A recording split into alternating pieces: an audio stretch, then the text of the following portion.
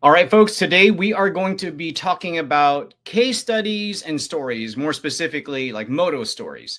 Welcome to our informative segment of Moto Talks with Mitch and Mel for the law firm of Proner and Proner. I'm your host, Mel McCoy.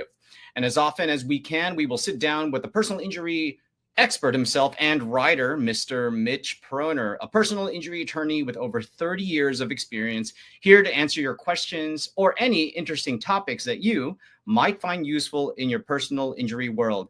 How you doing, Mitch? I'm well. I'm well. So this is an interesting topic. I can tell you that I've been trying cases for over 30 years, and I've tried them all over. Uh, I've had cases in Michigan, Missouri, Pennsylvania, Florida, of course, New York and Connecticut, and I think I've tried as many motorcycle accident cases as any attorney on the planet. I've done motorcycle versus car, motorcycle versus truck, motorcycle versus bus, motorcycle versus motorcycle, roadway defect cases, roadway signage cases, exploding gas tanks, failure to retract kickstands, any type of motorcycle, motorcycle versus school bus. Um, and I've had to, believe it or not, several times. For some reason, that happens. But anyway, some cases, of course, stick out in my memory, and usually for um, their peculiar set of facts. Yeah. Um, Sometimes the rider comes with a peculiar background, and it's not just they're a motorcycle rider, but sometimes they have a unique background that makes it challenging to present them to a jury, Okay. like a criminal background. Okay. I won a case for a guy who um, had such a long list of criminal charges, and the judge ruled they were all admissible. Mm. Um, he shot five people. He kidnapped and locked somebody in his trunk. Pistol whipped somebody. Beat up two cops, Mm. and I won his case because the motorcycle accident was with a Comcast vehicle. It had nothing to do with those. It was a big utility truck, and nothing to do with his criminal background. I persuaded the jury that. Um, but let's talk about a case today that was years ago Okay. in Riverhead, New York. My client was riding um, a 250cc scooter. Okay. It was like a large Vespa. And the Vespa, the scooter, wasn't licensed, wasn't insured, wasn't registered. The rider didn't have even a motorcycle endorsement. And on top of that, he had a lengthy criminal history. He One of the criminal charges against him was for burglarizing his mother's house. Oh, wow. And the judge ruled that all this came in. So this motorcyclist, he got into an accident with a tow truck. And the insurance carrier for the tow truck defended the case, saying the tow truck driver wasn't at fault. Basically, what they said was the tow truck wasn't even moving,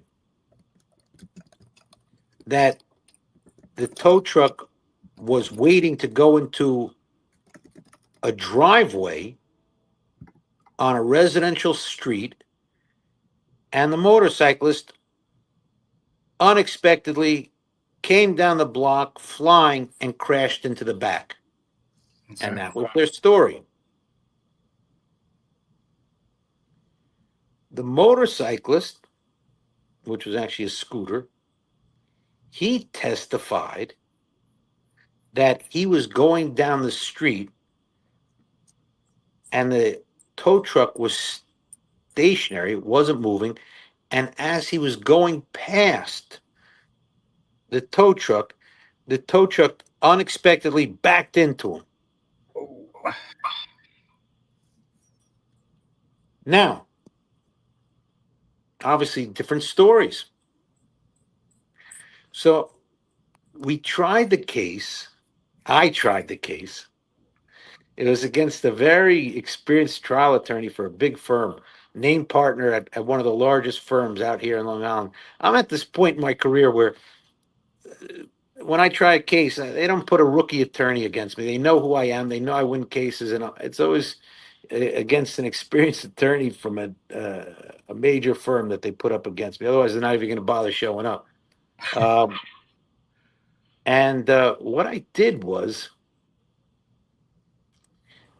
I actually brought the scooter into the courtroom, oh wow. and the judge permitted it, said no comment.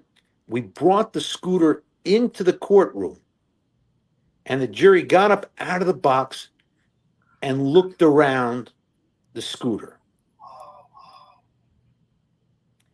And what I said it showed was the floorboards on the left side of the scooter were bent inwards. I said, and even if courtroom, and what the scooter showed was that the side of the scooter, the floorboards were actually bent inwards. Wow. And I argued that you didn't have to be an accident reconstructionist and engineer to see that there was a sideward force that wouldn't come from the motorcycle moving forward, but could only come from the tow truck moving laterally. And the jury bought it and believed it, and we got 100% fault on the tow truck driver. Wow. So it was but it goes to show you, a lot of times they're going to try and say every motorcyclist is crazy. Yeah. And when the motorcyclist has a lengthy criminal background, they certainly use that, and the courts permit it. But with an experienced attorney and a verifiable story, you can still obtain justice. Yeah. And too many times there are too many lawyers out there that say, "Oh, I'll settle a motorcycle case because nobody likes motorcycles." Well, I came up trying motorcycle accident cases, and it needs to be explained to a jury that these are legal vehicles on the road, and they have rights. Now, when the vehicle is not legal because it's not registered and the driver's not licensed, then you have to take a different tactic. You have to say there are rules of the road, and collisions happen because motorists don't follow rules of the road. Yep. And you have to determine fault. And one of the laws is that judges actually instruct juries is a driver has an obligation to see what's there to be seen. That's right in the vehicle and traffic law. So if the driver of the car doesn't see the motorcycle, it's not the motorcyclist's fault. Because the motorcycle, by laws of physics, if it's there, it's to be seen. You can't, the idea that people say, oh, he came out of nowhere, that's not the laws of physics. Nothing can come out of nowhere. It's not a magic show, it's a road. And that's the law. So I think that's of course I could tell you another 200 stories, but I think that's a good one to end on today. Yeah, and actually, before we go, you actually brought up a good point that I just realized too, is that I think a lot of people out there who don't ride motorcycles but are riding Vespas or other legal or other vehicles on there, that you got to realize that just because you're not riding a motorcycle doesn't mean you can't contact a motorcycle lawyer, right? As long as it's two wheels on the road, is there like a way of distinguishing that? Well, I do car accident cases, truck accidents, bus accidents. It doesn't have to be a motorcycle. I can. I've done medical malpractice. I've done pharmaceutical litigation. Um, I just happen to be a rider and have a unique